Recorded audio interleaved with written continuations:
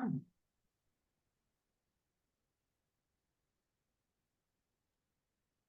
right, welcome everyone. We'll set our motivation. May all sentient beings have happiness and the causes of happiness. May all sentient beings be free from suffering and the causes of suffering. May all sentient beings be inseparable from the happiness that is free from suffering. May all sentient beings abide in equanimity, free from desire for friends and hatred for enemies. Letting that connect.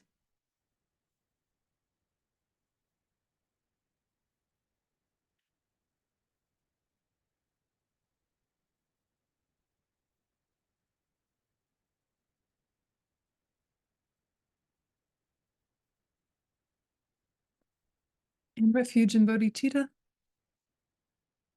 Sangye churon sogi chunon la janchu panu dane kapsuchi dagi chunyangi pe sonamgi rola penchi sangye drupa sho sangye churon sogi chunon la janchu panu dane kapsuchi dagi chunyangi pe sonamgi rola penchi sangye drupa sho sangye churon sogi chunon la janchu padu dani kapsuchi dagi chunyangi pe sonamgi rola penchi sangye drupa sho.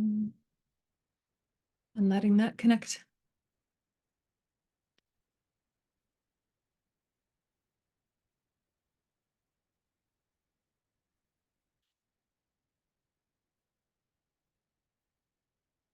Okay.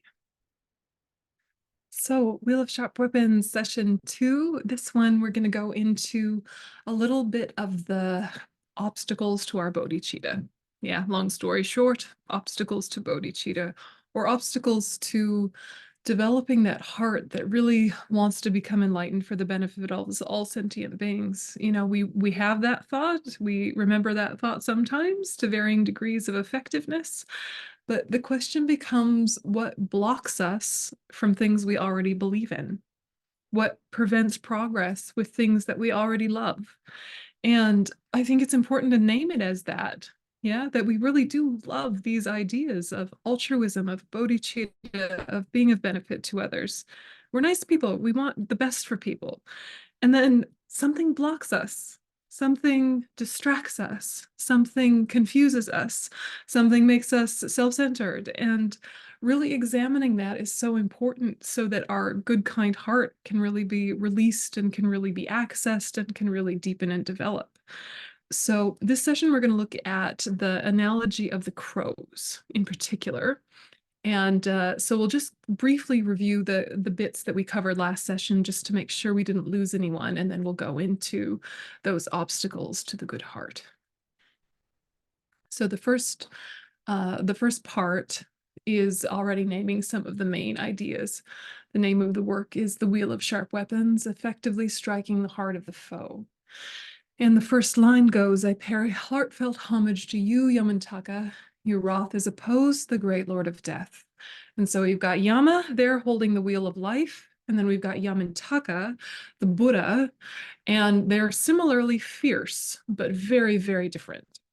So we're not thinking that if I want to stop uncontrolled birth, aging, sickness, and death, I need to be passive about my current conditions and just accept everything that happens. Maybe I should seek out even more suffering. We're not thinking that, right? We're thinking if I want to stop uncontrolled birth, aging, sickness, and death, I need to stop the causes and purify previously created causes. So here's where we had the first themes of Yama, Yamantaka, and the Wheel of Sharp Weapons itself, behaving like a boomerang, the way karma really comes back to us, but then the right ways to think about that. And then we have the analogies of the peacocks and the poison, of transforming what could weaken us into what actually beautifies us or makes us strong, makes us resilient, makes us have bodhicitta. So that's where we had the first couple of verses that framed that. So in the jungles of poisonous plants, strut the peacocks, though medicine gardens of beauty lie near. The masses of peacocks don't find gardens pleasant, but thrive on the essence of poisonous plants. In similar fashion, the brave bodhisattvas remain in the jungle of worldly concern. No matter how joyful this world's pleasure gardens, these brave ones are never attracted to pleasures, but strive in the jungle of suffering and pain. So bodhisattvas are brave ones. The spiritual offspring of the Buddhas are those beings who have the enlightening attitude of bodhicitta to work for the attainment of Buddhahood, enlightenment, for the sake of all sentient beings.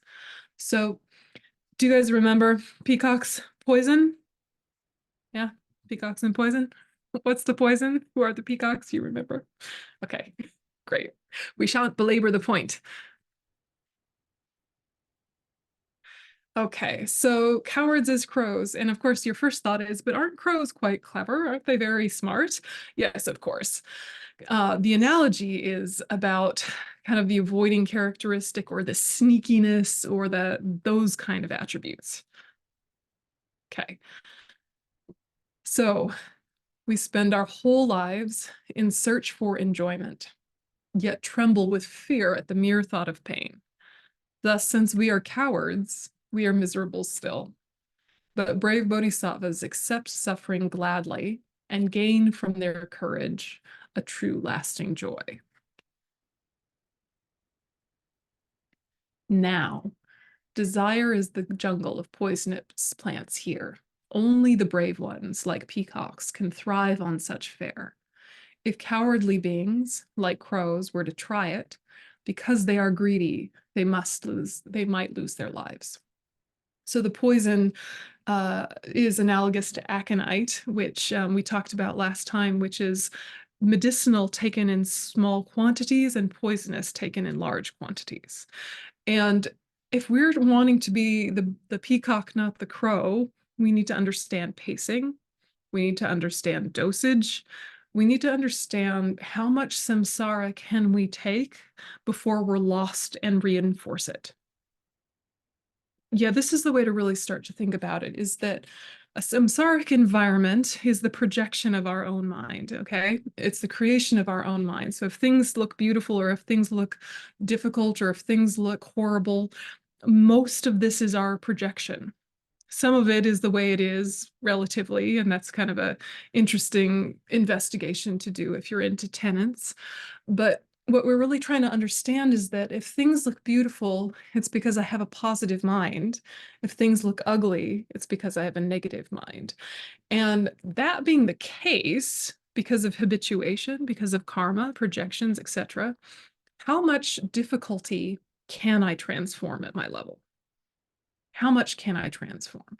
So say you have an easy day off, and all you have to do on the day off is just a couple of easy errands that you do all the time, like go to the grocery store, get some gas.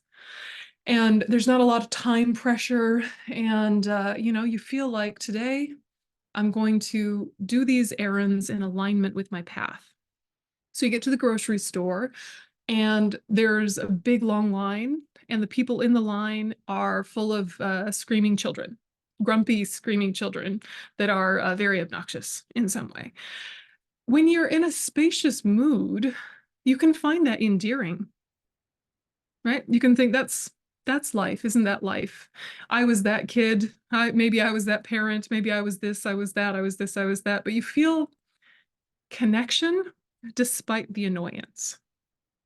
And even though it's not what you would have preferred, there's a softness around the way you're holding that experience. And then you contrast that to the same grocery store with a similar long line with similar screaming children, and you come to that line and you're in a hurry, or you've had a bad day, or you're full of tension. That same screaming child pierces through you, right? And jangles you. And you feel like you need to withdraw and protect, or you need to tell them off for having bad boundaries, or there's a conflict and there's not connection.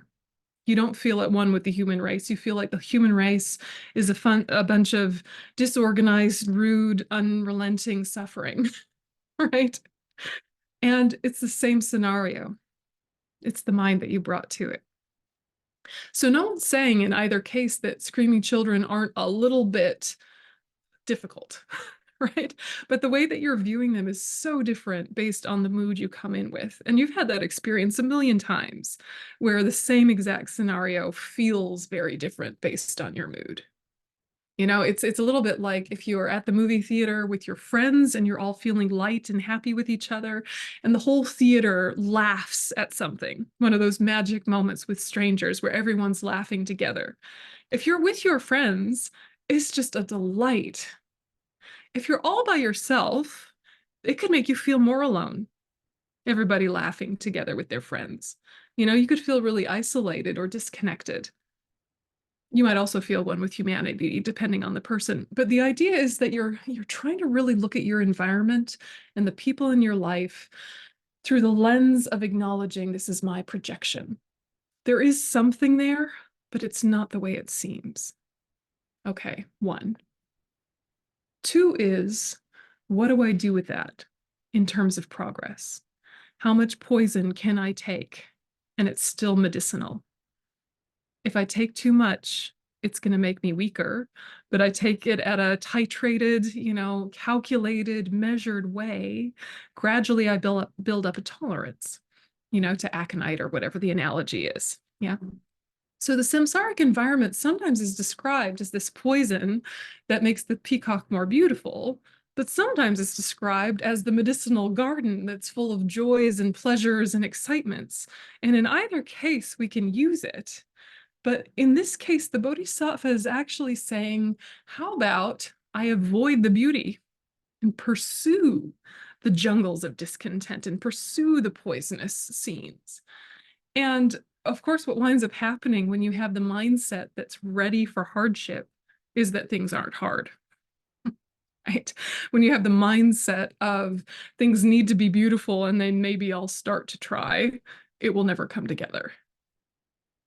Yeah, you're with me so far. So we want to be peacocks, we wind up being crows, and part of that is because we don't know how to manage dosage of poison.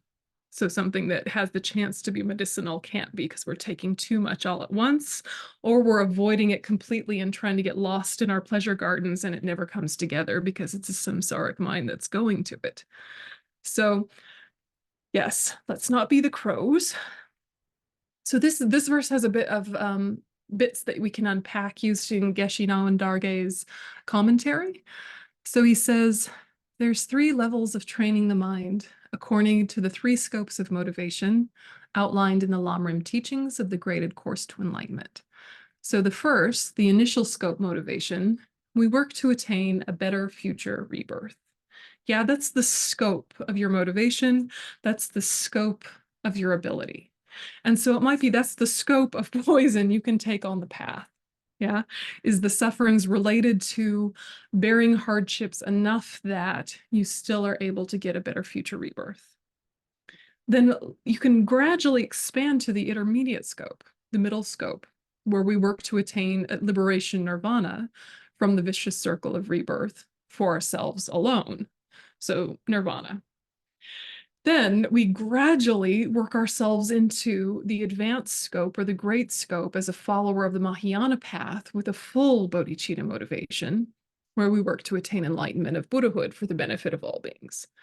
So the word now in the text indicates the importance of practicing the teachings with an advanced scope motivation, having previously trained our mind along the Lamrim graded course. So now, now means this is not your first rodeo. Yeah, now means you've already done a lot of work on yourself. You've been an introspective person living an examined life. Yeah, and I think we all are that, right? Whether we call ourselves Buddhist or not, we're an introspective person who has lived an examined life for some time now. And we've worked through some of our quirks and we've worked through some of our family of origin issues, and we've worked through some of our resistances to certain kinds of people, and we've examined some of our prejudices, and we kind of get that a lot of life is our own projection. We're that far. Do you agree, generally speaking, on a good day? On a good day, right? And so what we're trying to say is, actually, maybe we're stronger than we realize. Maybe we're better trained than we realize. Maybe now we can actually live in a great scope way, not just aspire to a great scope way. Maybe now we actually are a great scope practitioner, not just living in aspiration. Maybe. Try it out. Too much too soon, yeah, medicine becomes poison. But just kind of like sitting with, okay, when it matters, don't you live up to it, whatever it is. Yeah, like if it matters, if the stakes are high, like say you have a family member who's going through a crisis and they need you today. It's a health crisis, it's a marriage breakdown, it's a physical whatever. They need you today and they need you to be your best. No matter how stressed the day is, do you feel something within yourself that could rally if the cause was important enough and the person was important enough? You could rally. And you'd say, whatever else I'd planned today, important or unimportant, I can put that aside. Whatever my emotional turmoil is, whatever my depression, anxiety, worries, fears are, actually, I can put them to one side and I can be here for you. You've just gotten the cancer diagnosis, or you've just heard that your spouse is leaving you, or your child has just had a catastrophic accident. I will put all of that aside and I will be present for you. I will show up for you. I mean, I think most of us would, yes? If the stakes were high enough, we would put aside our stuff and be present for people. And so what you're trying to do is have kind of that high stakes mindset without the anxiety and the trauma that forces it. Yeah, and to kind of live in a relaxed, everyday, cruisy mindset that still has that kind of altruism and open heart that you do in the high stakes moment when people desperately need you. And this is difficult, yeah, because we sort of phone it in. We're like polite enough, and then that's it, right? We're like polite enough to not offend anyone too bad, and we don't work on leveling up. How present can we be? Yeah, how present can we be for each other? Even if their suffering is fairly small that day, how to be fully present with it. So now that we've had a lifetime and lifetimes of trying to work on ourselves, can we try to be in that big picture mentality? Let's see. How does that idea land? Does it feel like pressure? Does it feel empowering? Does it feel possible? Does it feel scary? Now. How does it land?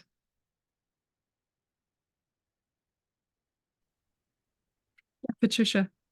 My first reaction is, you mean now? You mean right now?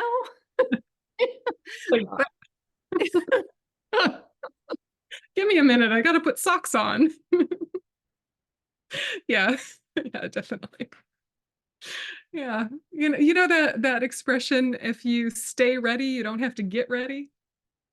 Yeah, do you know that expression? It's an interesting one because it's sort of like, if people need us, we'll get it together, but that we have to get it together, right? Why aren't we just together? Right?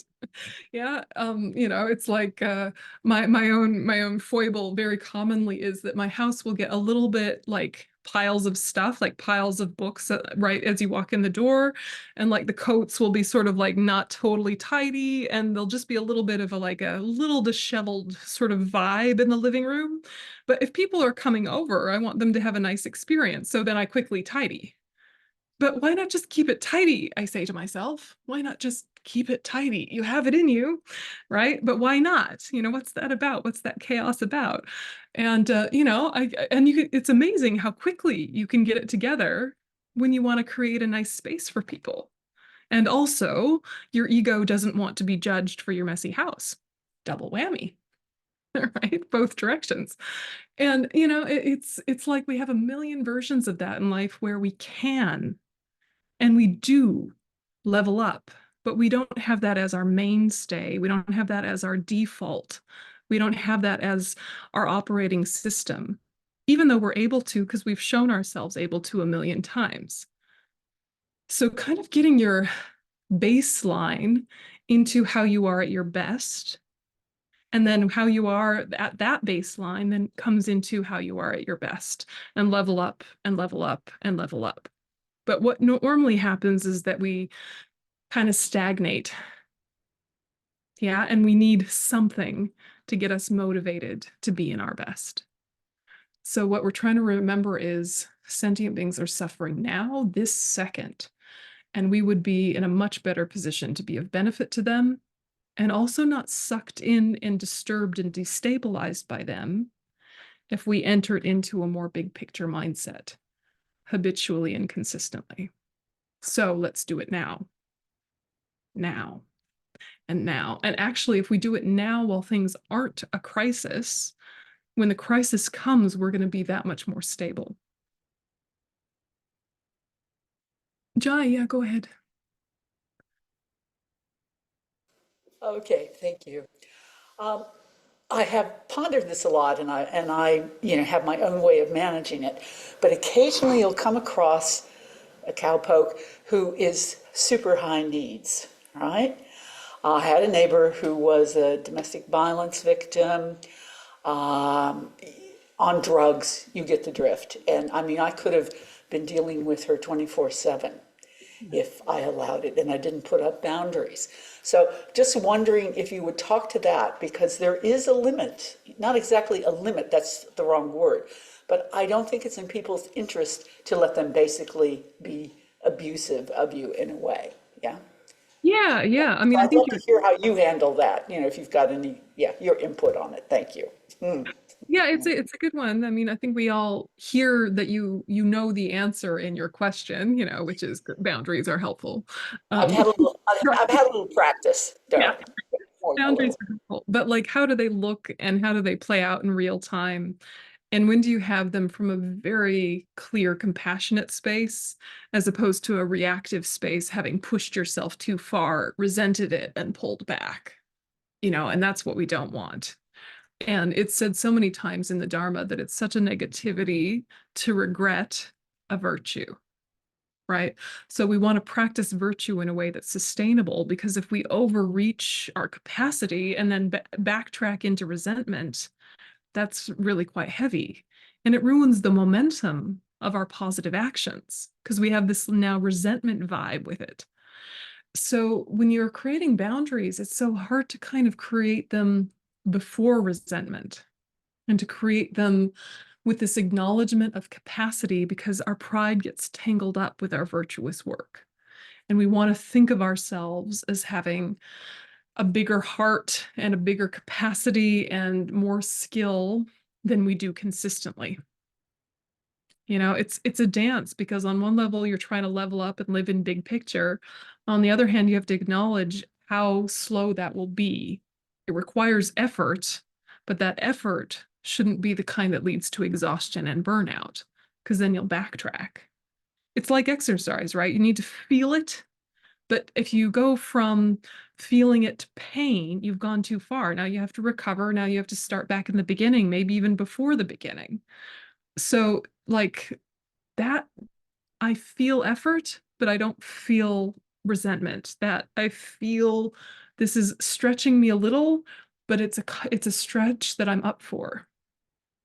Yeah, so when we have folks in our life that are, as you say, high needs, the question also becomes, am I enabling them and creating a dependency, or am I supporting them to find their own solutions? And that's a tricky one, because especially if you're a practical person and you're very, kind of get the job done kind of person, when people have needs that you can easily fix, sometimes we want to just fix it for them. you know? And it's slower and it's a little bit exasperating if you're impatient, but to get them to help themselves and you just facilitate it and create spaces and opportunities for them to do it is much more empowering and also has more long-term benefit. You know, so if they have ownership of their own healing and they have ownership of their own problem solving, they're much more likely to do that for themselves going forward. So it doesn't mean you can't help them, but it's the way that you help them needs to be rid of the impatience of, let me just do it for you. Yeah, we don't want the, let me just do it for you impatience. We want the, let me help you learn how to do this for yourself. Yeah, because in a way, this is really what the Buddha is doing for us, right? He's saying, here is the Dharma, proceed, right? He's not saying, I'm going to walk you along. Yeah. He's like, here are all the tools you need. I will explain it in a number of different ways, up to you. Yeah, and I will hold you and celebrate you and support you all the way, but I can't do it for you.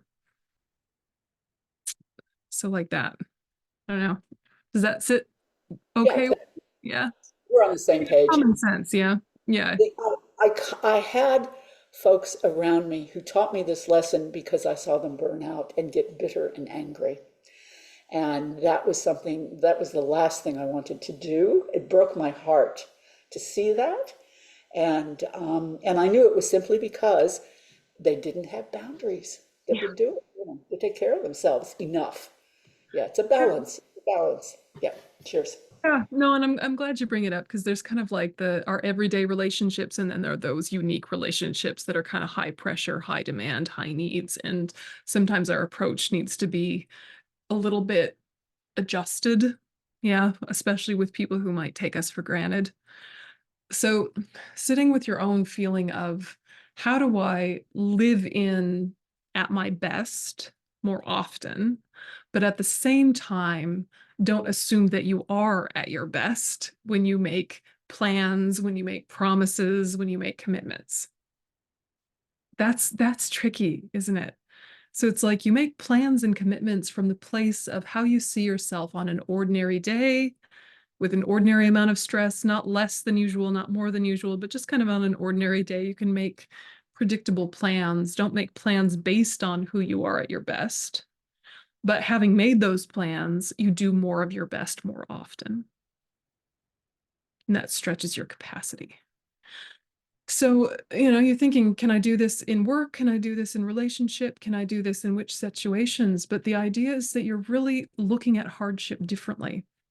You're really looking at it as fortunate opportunities for development without gaslighting yourself, right? Without saying that this is good when it's bad. You can say this is bad, which is quite useful. It's different than saying, no, it's good, it's good, it's good, because that kind of jumping over your initial resistance will have a backlash.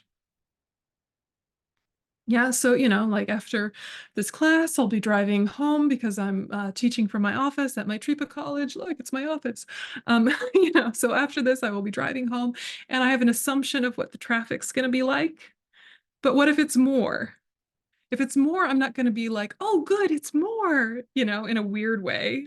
I'm going to be like, oh, I wished it was less. I assumed it'd be less. That's disappointing. Breath. How can I use it to be of benefit? How can I use it to, you know, feel connection? So you're not skipping the step of saying, that's not what I wanted. Yeah, you have to own that step of this isn't what I wanted to happen. Yeah, if you jump over that, you become inauthentic to your own self, let alone to everyone else. And the healing doesn't really ever happen, or the taking the poison as medicine doesn't really sink in. So gently expanding the scope of our motivation now, right now. So if great scope isn't the now, you know, whatever scope is feeling like now, but now. So here's the verse again. Now we're going to look at the brave ones. Okay, so with an advanced or great scope motivation, there are two ways we can follow the Mahayana path. The first is the perfection vehicle, and it might take many lifetimes before we reach our goal of enlightenment. Or by following the tantric vehicle, the Vajrayana, we might attain enlightenment within one human lifetime.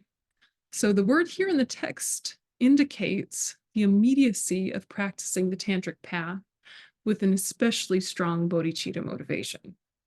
So in Buddhism, there's, especially Tibetan Buddhism, it's kind of hard to untangle sutra from tantra because they all get kind of woven in almost from the very beginning, and you've got deities all over the place and it's all happening. And it certainly is a huge emphasis in Tibetan Buddhism. But if we can remember that the reason to practice tantra is bodhicitta. The reason to practice tantra is not nirvana. Right?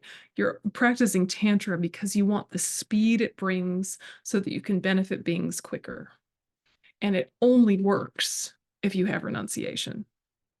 Yeah, if you don't have renunciation, tantra becomes the worst poison because you're taking the energy that accompanies negative states of mind like attachment and anger, and you're trying to use it for the path. But if you don't have renunciation, you just fall into indulgence. And it gets weird really quick. So you need renunciation, the determination to be free from samsara, a fundamental disillusionment with the negative habits that you create, fundamental disillusionment. On top of that, you need the bodhicitta that wants to be of benefit to all sentient beings by becoming a Buddha. And then on top of that, you need a little understanding of reality. Yeah, deep reality, ultimate reality, the lack of inherent existence. So if you have those three principal aspects of the path, familiar enough to be fond of them, familiar enough to be clear about them, then practicing tantra is the most efficient way to bring all of the path together into one session of meditation or into your life's practice. But without the three principal aspects of the path, it becomes very dangerous and it doesn't work. And then you think tantra is stupid and it doesn't work, or you go into some sort of hedonism and you think that's tantra, or you think there's something wrong with you, when in fact there weren't the three principal aspects of the path solid enough for it to work. There was no opportunity for it to work. So, if you're not ready for tantra, the perfection vehicle is really powerful, but as the commentary says, it takes longer, much, much longer. If we want to really get the job done with more efficiency, we need to be able to level up. So how does that land then if we're saying, okay, we want not just a great scope motivation, but a Vajrayana great scope motivation, the practice of Tantra? When you see this in the commentary by Geshe-Nawang Dargay as the brave ones, the bodhisattvas, level up into Tantra, what comes up for you?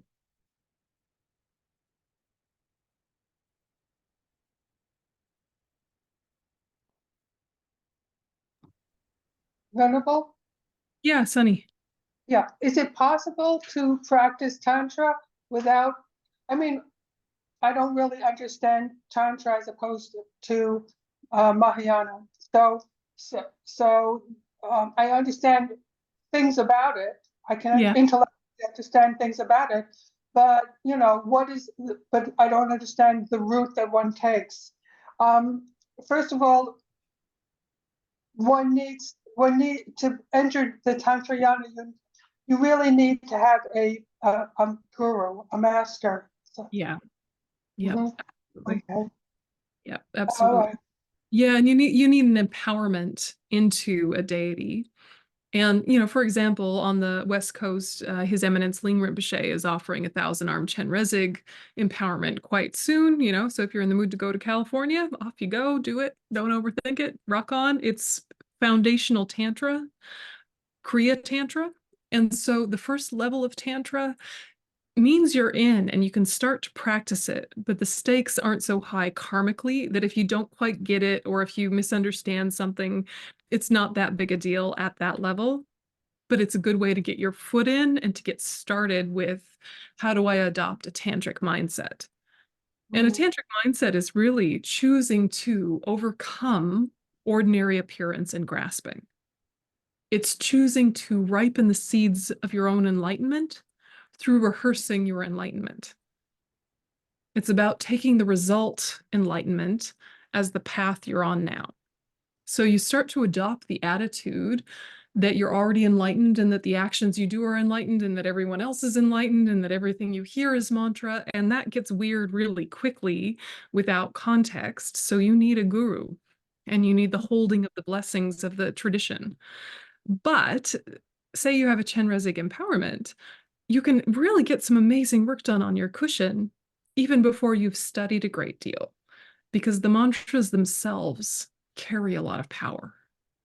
So if you want to practice Tantra, just start at the beginning of Tantra. Make sure you have the three principal aspects of the path clear in your mind. Make sure you have refuge clear in your mind, and then seek a valid guru. But start with lower Tantra. Don't start with highest Yoga Tantra. It's a bad idea. Right? It happens, right? It's quite common, but best to wait if you can. Yeah, Vero, what you're saying about if you don't, that why renunciation is so important makes a lot of sense in explaining the behaviors of some of the, it's cliched, some of the pious high lamas who have done such remarkable work and produced such remarkable work, and yet getting sucked into this, to these scandals, whether they're sexual or physical or financial, whatever, if they don't have the renunciation. Exactly. It's like they had good bodhicitta, they probably had good view, but the renunciation was a bit wobbly, so too much pleasure pulled them into indulgence and off the path, and it, shows they weren't as realized as we had hoped. But that doesn't mean that they weren't realized, and it can kind of get confusing because we assume growth is linear, and we assume that you grow in all topics and all levels simultaneously. And then if you see someone who you know to be a better practitioner and you know to be a better scholar, acting in ways that you, an ordinary person, would never do, it makes your brain hurt. Yeah, you think, how could that be? Right? I wouldn't do that, and I'm just an ordinary person. How can this high person do it? Doesn't make it right. But understanding that you can have a very clear understanding of one topic and not have connected it to the others.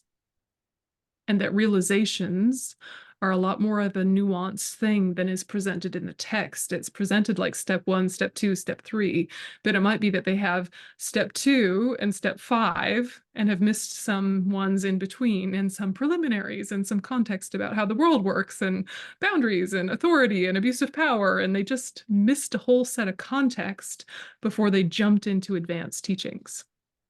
So it's really up to you as an individual whether or not you want to take on a teacher like that and if it will disturb your mind.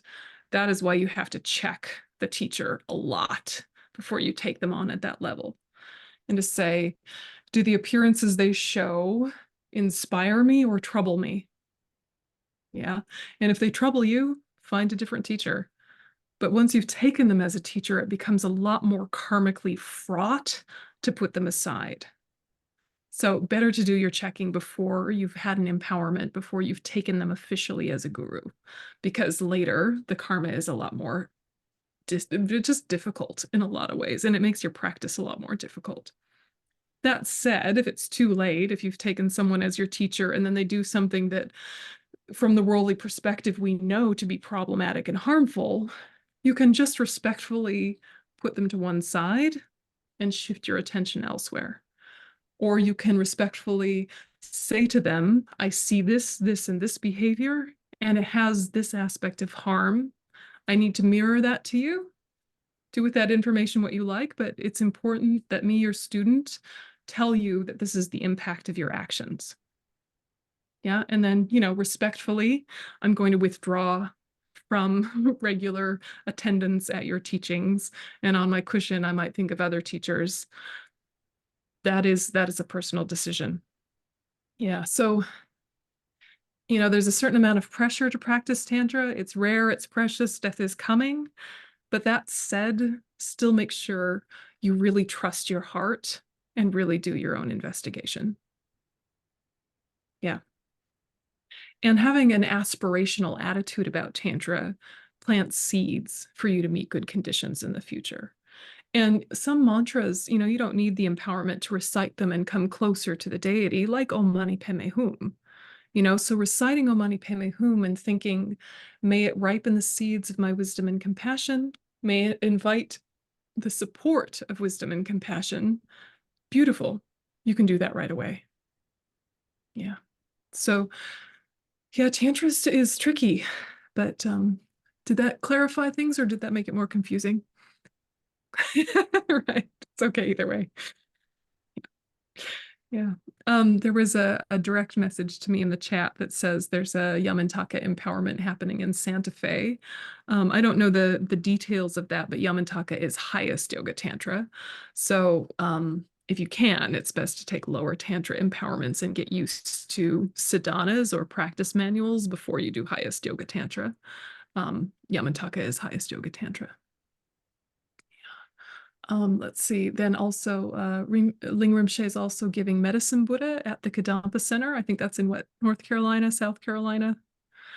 And that's initial, that's Kriya Tantra. So that's a good one to start with is Medicine Buddha. Yeah, if you can get to, where is it? Kadampa Center. Ling Rinpoche is a beautiful teacher, but don't take my word for it, do your own checking.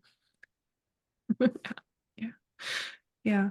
Yeah. Other thoughts. It's important. And this text has that interesting combination of being a lojong thought transformation, sutra level. It's kind of Mahayana text, but actually it's pointing you towards Tantra from the very beginning. Doesn't mean you need to take that invitation right away, but it's just kind of flagging. This is really going to be efficient, but make sure you're stable first. Yeah. Yeah, any other questions? Let's see. Oh, and Eve says Ling Rinpoche did Bodhisattva Jainong recently. That's amazing. That's fantastic. Yeah, Bodhisattva. Never going out of style. Okay.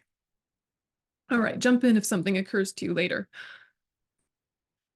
Okay, so there's the same verse.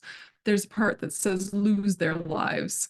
And Geshe-la's commentary says the tantric system teaches many methods for a speedy attainment of enlightenment. Included among them is the path, the normally poisonous delusions. So in order to use delusions, such as lustful desire, which is totally an affliction, completely problematic, in order to use that as a path, we must be devoid of self-cherishing. That is the greedy attachment to our own self-interest. In addition, we must have a sound understanding of voidness, the fact that all things, including ourselves, lack a truly independent manner of existence. So to use delusions as a path without these two prerequisites is extremely dangerous. And far from achieving our intended goal, we may completely destroy our chance for attaining enlightenment. So lose their lives is kind of like lose the potential of your life, lose the fact that your life is a perfect human rebirth. You're taking all of these amazing resources of this amazing body at this time and completely distorting the teachings.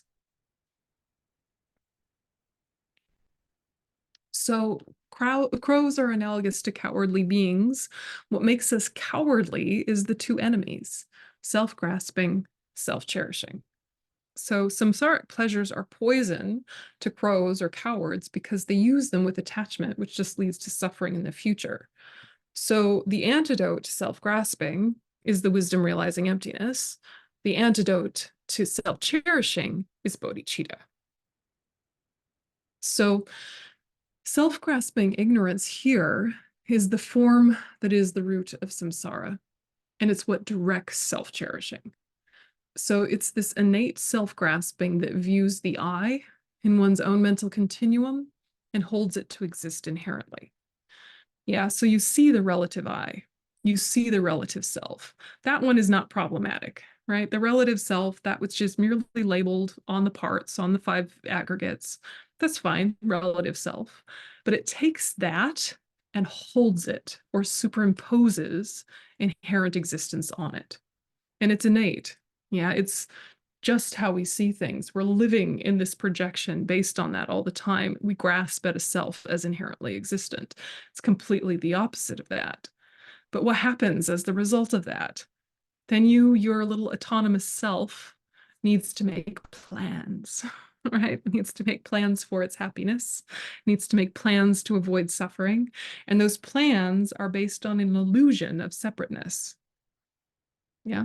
So then you don't consider the impact on others in the decisions that you make, whether the passive, quiet background decisions or the active, conscious decisions. All of our decisions get colored by this as if forgetfulness that everything we do has an impact on others, and everything we choose to do comes from an interdependent web of things, not just from ourself alone. Yeah. So living in this illusion, then we make choices that lead to suffering, simple as that. And then the more suffering we have, the more afflicted our response, which reinforces this sense that you have to cherish this poor little victimized self, or this amazing heroic self, the self that doesn't exist at all. There is a self, but not that one. Yeah. So then self-cherishing is right on the heels of self-grasping. And this is what makes us cowardly, right? So self-cherishing here refers to the destructive way of caring for the self. It looks after one's own welfare with indifference to others, takes no responsibility for alleviating their suffering, looks after one's own welfare even at the expense of others, and it gets fragile and volatile with self-obsession. So we always have self-cherishing. It's not always as coarse as stated here, but it's always ticking along, because for us, self-cherishing and self-grasping are completely linked and reinforce one another. Yeah. So self-cherishing, self-grasping, I think a lot of you know this distinction, but do you feel any questions about it or anything that you want to clarify? Yes, Nay, go ahead.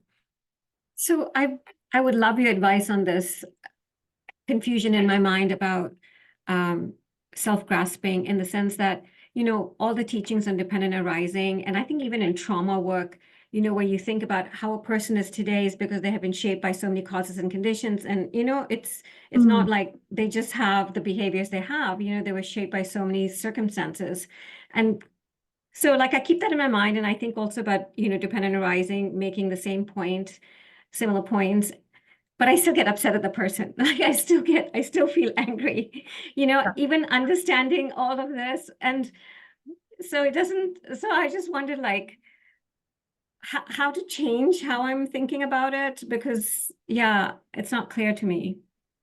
Yeah, and I'm guessing because generally speaking, thinking about the dependent arising of the other or the backstory of the other often leads to compassion. But what about those ones where it doesn't?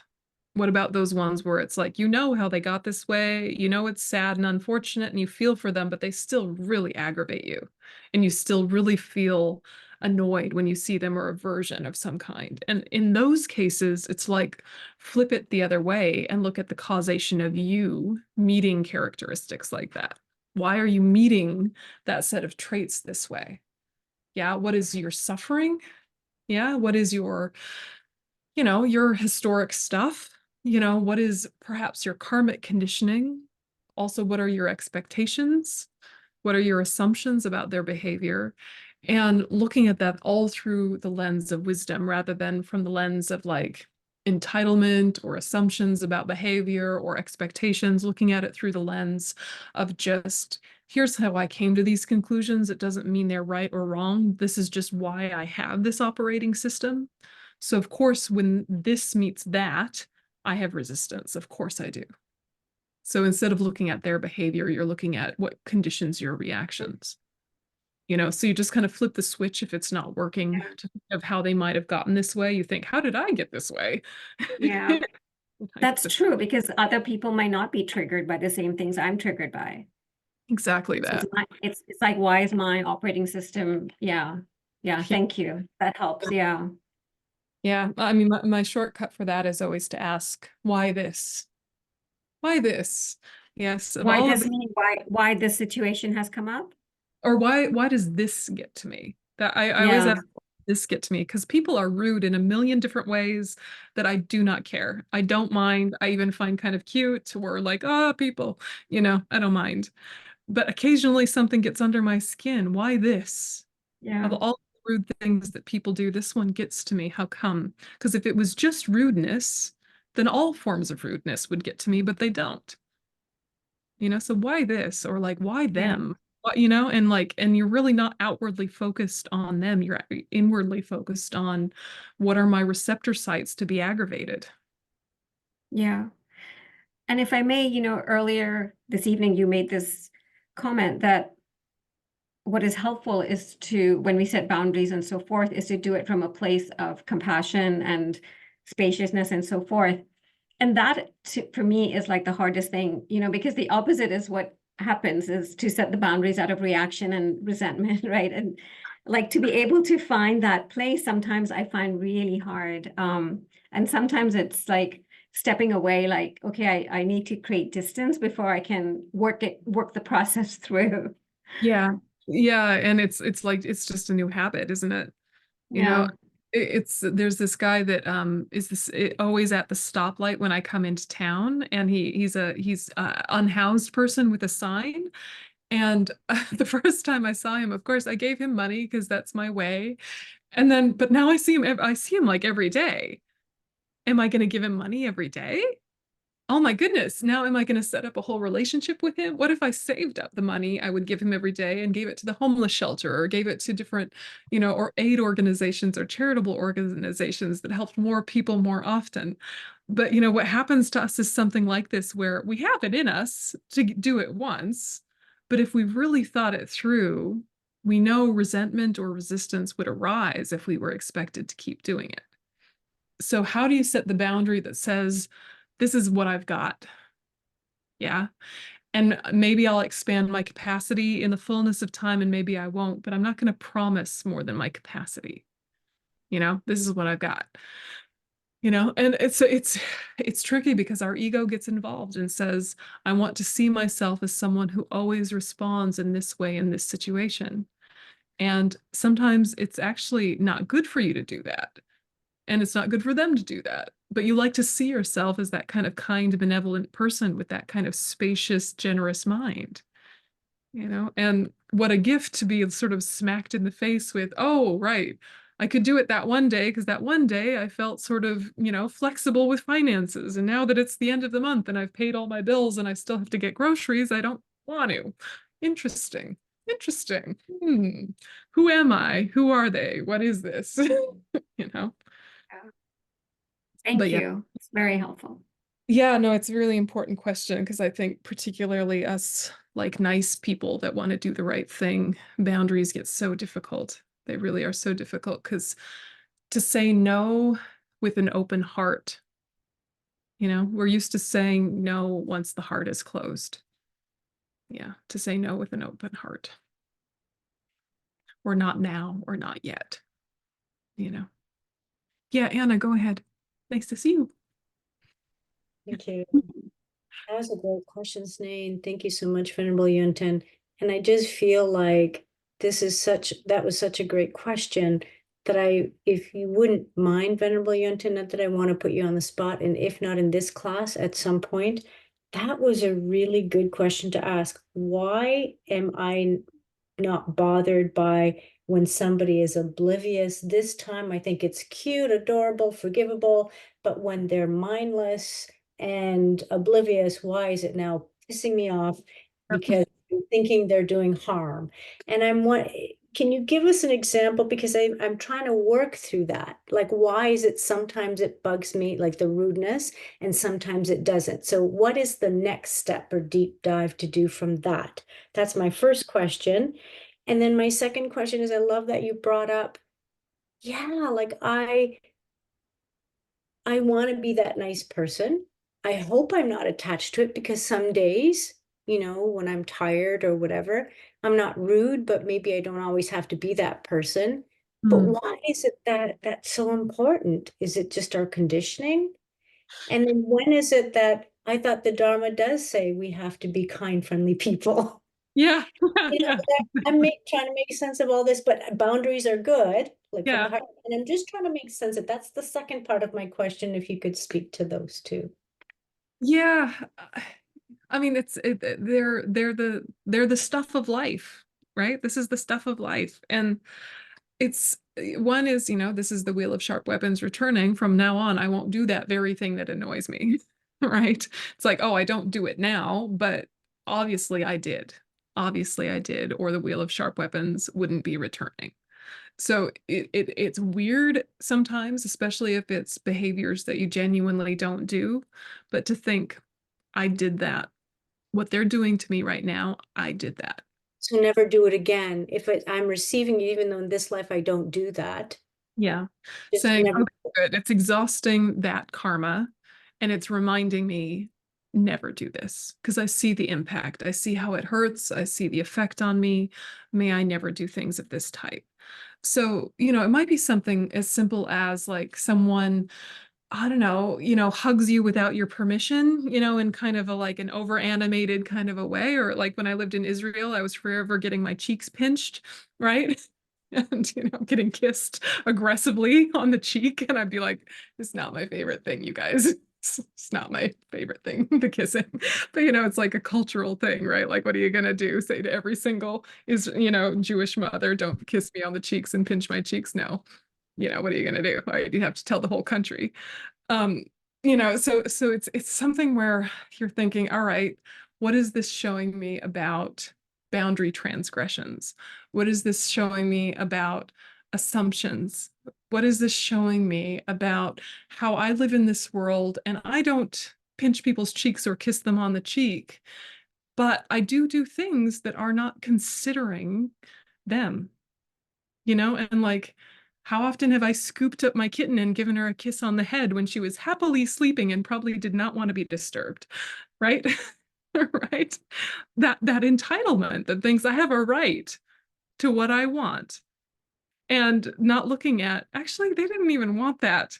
They're like resigned to their fate and they're like, all right, kiss my head, whatever, human, make sure you feed me later. But, like really, if you're honest, they didn't want that. How are we with children? Do we expect children to hug us? Do we expect children to smile at us? Like the children of family members, the children of our friends, do we expect them to be polite to us and kind of demand that? It's like, it's not the same, but it's on the same continuum.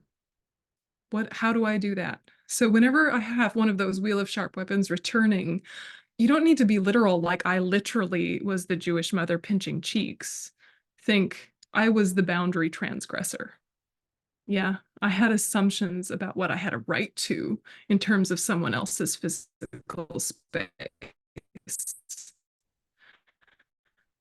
In what ways do I do that now? Do I still do that now? Can I stop doing that now? It becomes a real invitation for introspection. To make it too literal, but think of what's, on the continuum of the same behavior that you might still be doing. And if you don't, then great. It's just that karma is finishing, never, and you won't have those same patterns in the same way. Yeah, you might have a few more seeds of that type to exhaust before it's finished, but at least you're not creating any new ones. So that's one. Yeah, that's one. And remind me the other part of your question. Trying to implement the Dharma teachings, like, okay, be kind, be friendly, yes, have boundaries from a compassionate space. But it's okay not to always be that nice person, not to be a rotten person. And just, I'm trying to make sense of that. Yeah. Yeah, it's like, yeah. Appearing nice Yep. versus if you could speak something to that. Yeah. I mean, it's like, in Shantideva's Guide to a Bodhisattva's Way of Life, there's a section, I think maybe in the patience chapter, where it talks about like table manners, right? Like of all things, like don't chew with your mouth open. Like it's basic, like it's so basic. And so I always take that as you can have consistent civility. You can have consistent politeness at the level you're at. All of us can. We can have, civility and politeness. In terms of being warm and friendly, that has to be genuine. Otherwise, it lands weird. You know, people can feel if it doesn't have the ring of truth. So civility and politeness, yes, we should expect that of ourselves. And we're going to have mistakes and we're going to be rude some days, but we can really try and hold ourselves to like a baseline standard of civility, right? Like we're grown-ups. We're not in adolescence anymore. But above that, it's like do your best to bring that warmth and that friendliness from a place of genuine affection for sentient beings, but never force it, because then the cringe, yeah, and that plastic vibe and that dissonance, it's felt, you know? Yeah, follow Vener- up. Venerable Yönten, you just nailed my pet peeve. I think to be authentic and genuine is so important. And I'm meeting with, just a few people who aren't, and I'm irked. So this means in a past life, I must have done this. Totally. Totally. Totally. And so, Thank you know, you maintain your baseline civility when meeting with the fake plastic sweeties. But from your side, you think, is there a place where I overdo it because I'm not actually feeling it, when I could just be authentically civil, but the warmth isn't coming spontaneously. So I really need to make sure I'm not forcing that. It has to be genuine. You know, my parents used to tease me that when I was little, that the church ladies, bless them, they were, you know, really, really gossipy and mean. And then they would put on this front when it was like time to be on. And I would say to my parents, they're too nice. They're too nice. I don't like it. My parents are like, how could anyone be too nice? I'm like, they're too nice. I don't like it.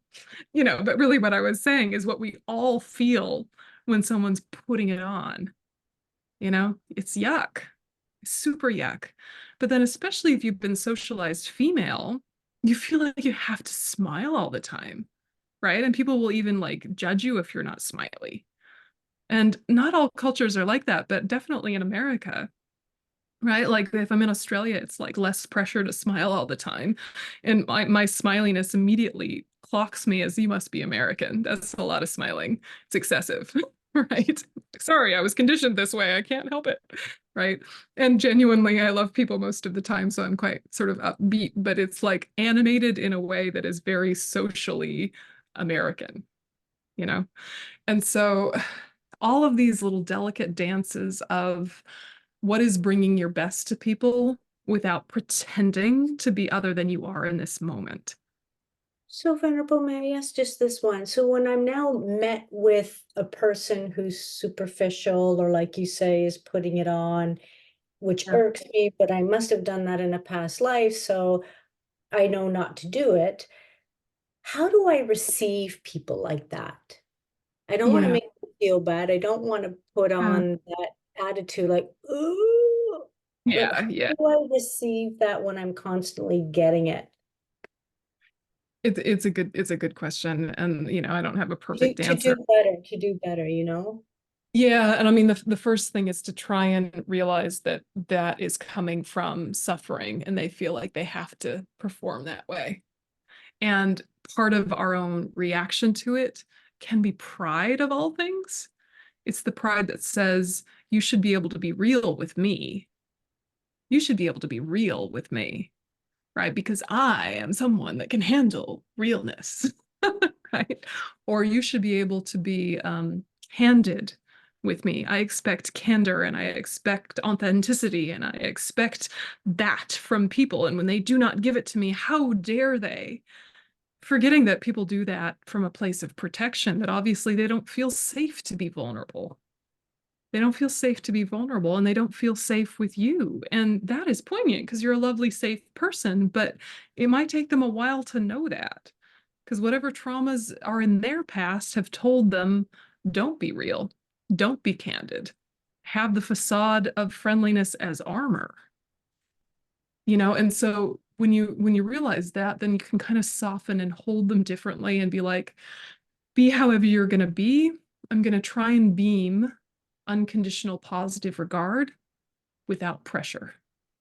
I'm going to beam unconditional positive regard without feeling like I need to match your facade with my facade. I'm just going to be who I am in this moment and speak to your Buddha nature, not your afflictions. And sometimes when you do that, people will actually drop the facade fairly quickly. But even if they don't, it doesn't get to you as much because you kind of owned your side. You've owned that there was an assumption that they were going to be a different way with you, and you weren't letting them just be where they need to be. You know, poor sentient beings. Oh, poor sentient beings. We're so weird, right? We're so weird. We have all these little ways of like wanting intimacy and being afraid of intimacy, and this like, come here, go away, come here, go away. You know, like this like regulating of distance that we're doing all the time. Oh, it's so poignant, right? Poor sentient beings. We're silly. Right? But if you think what makes us cowardly is the very thing that we're talking about, like what makes us put up the facade, self-cherishing, self-grasping. What makes them put up the facade, self-cherishing, self-grasping. So even just starting with, I see that, I see you, you're okay with me, however you need to be today. You know, there's certain levels of abuse I will not tolerate because it's not good for you and it's not good for me. But generally speaking, live your life, man. You know? Yeah. So it kind of boils down to this verse. Verse 4 and verse 5 are very similar. How can someone who cherishes self more than others take lust and such dangerous poisons for food? If he tried like a crow to use other delusions, he would probably forfeit his chance for release. So if we do more than we're ready for, it will have a negative consequence. So sometimes these verses, you can read them as like a mandate, but actually also read them as just something to aspire to if you're not ready yet. Because otherwise, you know, if we're a crow pretending to be a peacock, we're going to hurt ourselves. So, you know, don't feel a pressure with these. Feel an aspiration, feel an empowerment. And if you can live up to it, try to. And if you can't, don't worry, you will someday. You know, that very gentle balance. So any delusions may be used in the tantric system as an actual path to enlightenment. In the perfection vehicle, the delusions may only be used as a method for directly benefiting others when the circumstances demand it. They may not, however, be practiced as an actual path. So what it's saying is the energy that accompanies delusions, like anger, for example, are very powerful energies, but to utilize them as the path to enlightenment, it needs the stability of those foundations found in the other vehicles. And thus bodhisattvas are likened to peacocks. They live on delusions, those poisonous plants, transforming them into the essence of practice. They thrive in the jungle of everyday life. What is ever presented, they always accept while destroying the poison of clinging desire. So they can use the pleasure that arises from desire to kill desire. It's like one of the classic tantric texts says that it's like a termite born from wood eats the wood. Yeah, so you have like you know, when you have attachment arise, you have kind of a blissful experience arise. Say you're like eating chocolate or something. And, you know, you have the craving for the chocolate, the anticipation for the chocolate, and then the chocolate meets your lips and you have that moment of pleasure. That it doesn't need to be gotten rid of. What needs to be gotten rid of is the assumption that the chocolate gave you that feeling. And therefore you need more of the chocolate to have more of that feeling. You're seeing the chocolate as a condition, not a cause. And then you can even think, what if there was chocolate here and there's no chocolate here? I mean, there is there on my altar, but what if there was, right? Like you think, what if chocolate was in front of me and you visualize it? You can almost have the pleasure of the chocolate without any chocolate there, if you're a good imaginer. Yes, which shows you it wasn't the chocolate that brought you this pleasure. So just like a termite born from wood eats the wood, these things that came from afflictions can actually kill the afflictions. But you need such a grounded mind to be able to do it. So soon we will be peacocks, soon. And when it says whatever is presented, they always accept, it doesn't mean like complacency. It doesn't mean like being passive. It means they have a spacious enough mind to work with whatever conditions. And this we can start playing with today. Spacious enough to have this accepting mind that works with whatever conditions. Okay, so therefore, we practice equalizing and exchanging self for others because we've been thoroughly convinced that self-cherishing is no good. And then we do these steps in meditation. So what we'll do is we'll have a 5-minute break and then we'll do the meditation. Okay, see you in 5.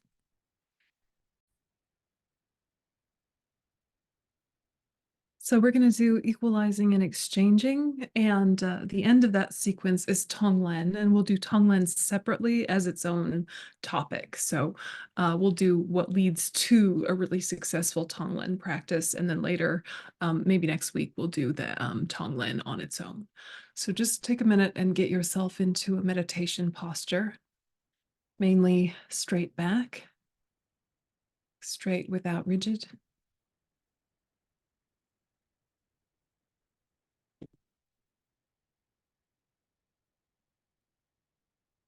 And just be in the body, a compassionate witness to your own physical experience,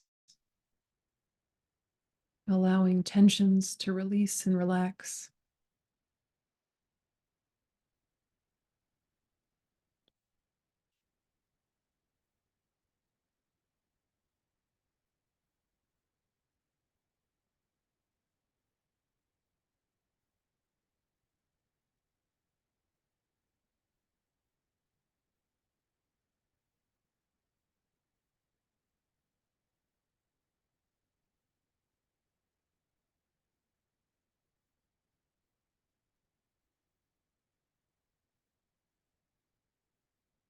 And then revive your motivation. The reason I'm doing this practice is to overcome destructive self-cherishing, to develop bodhicitta, and may all of this lead to my full potential awakening and developing to its utmost extent. Buddhahood for the welfare of all beings.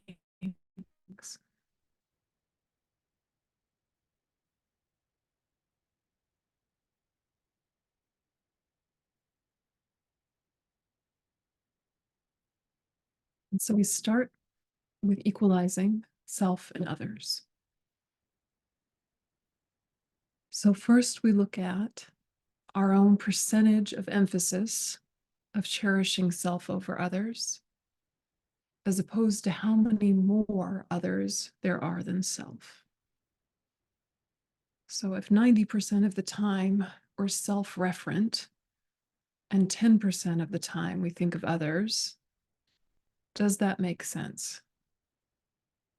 We are only one. Is the ratio correct?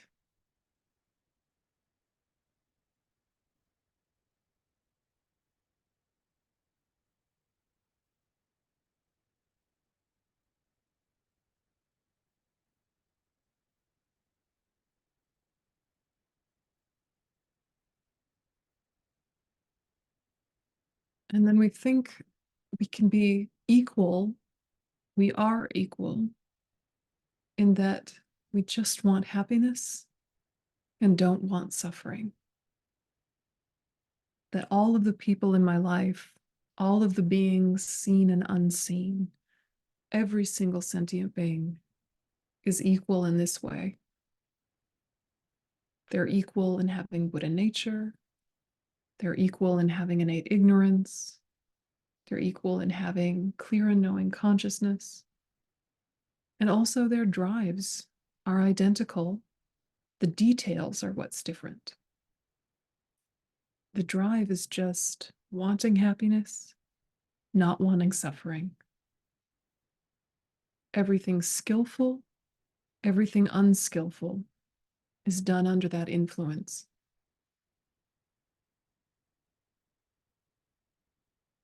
Just let yourself sit with the impact of that. We all want happiness and don't want suffering. Use that to try to build some affinity with others.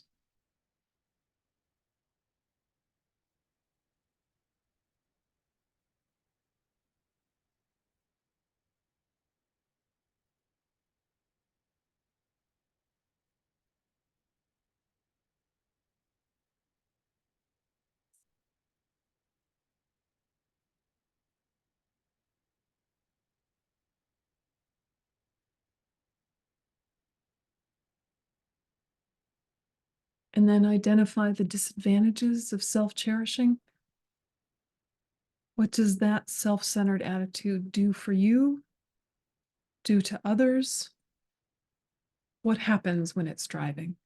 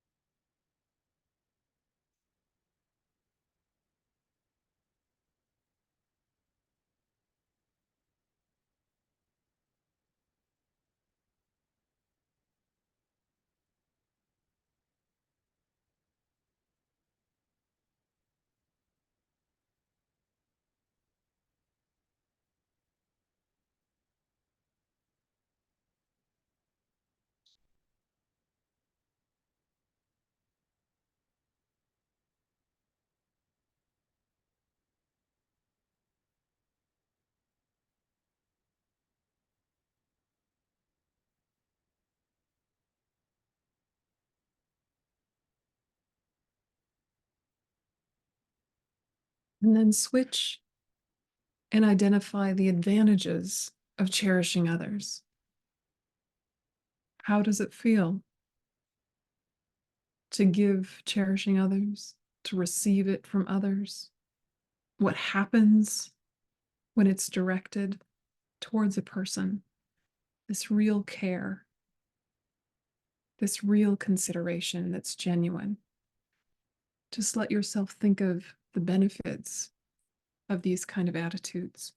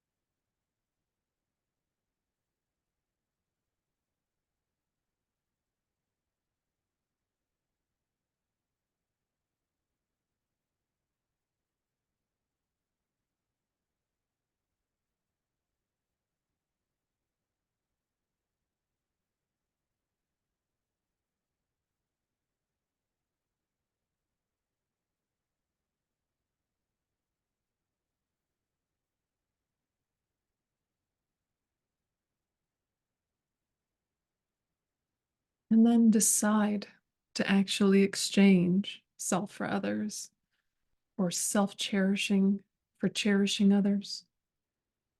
Just be with that sense of choosing to benefit yourself, others, progress on the path. Just let your choice resonate and sink in.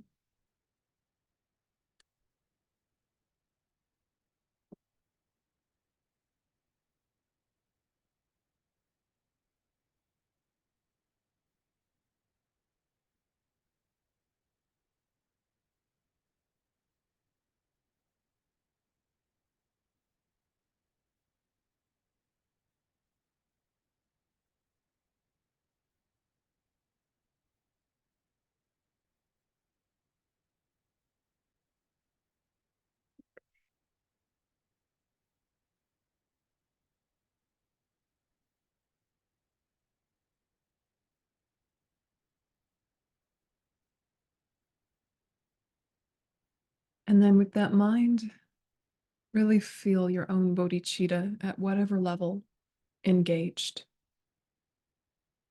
May whatever hardships, may whatever benefits, whatever happens, positive or negative, May I take it on the path.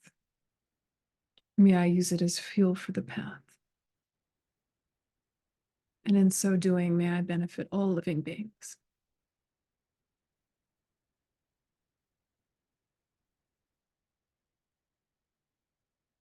May I be the peacock, not the crow.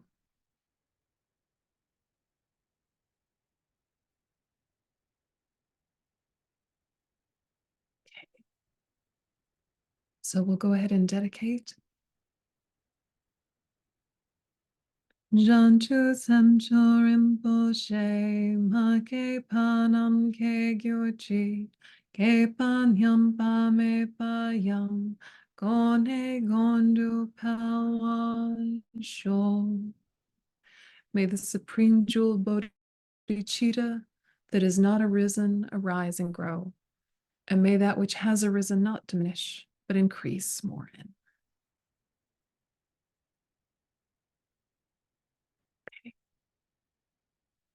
Thanks so much, everybody. And see you next week. And have a look through the text if you have time. Thanks, everyone. Thank you, Venerable. Thank you, Sheila. Thank you, everybody. See you all next week. The text is on the website, and so are the recordings. I forgot to put in the chat while we were meditating. So check out the website if you want those materials. Thanks, Sheila. Absolutely. And Have a good if week. you have Tantra questions, there's that link on YouTube for the Tantra course.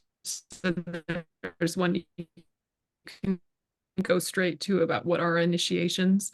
So, and if you didn't grab the link, just in Google search, put Yönten Intro to Tantra, and it'll come up. Yeah. So, Thanks. Thank you. Thank you all. Thank you. Next week. Thanks, Have a good week. Sheila. Bye. Bye. Good night.